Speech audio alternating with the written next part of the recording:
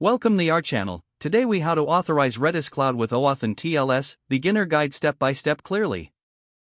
First, ensure you have a Redis Cloud account set up.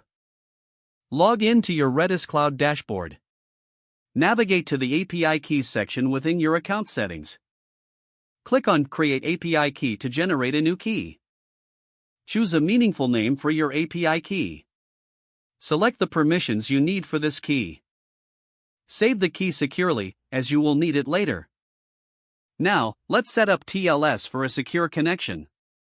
Open your Redis Cloud instance details from the dashboard. Locate the security settings for your Redis instance.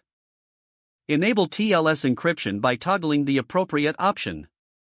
Next, you'll want to configure your application to use OAuth.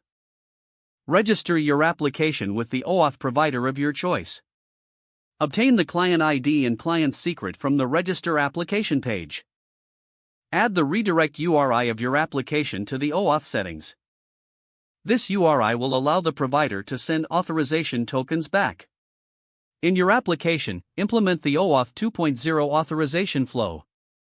Start by redirecting users to the OAuth provider for authentication.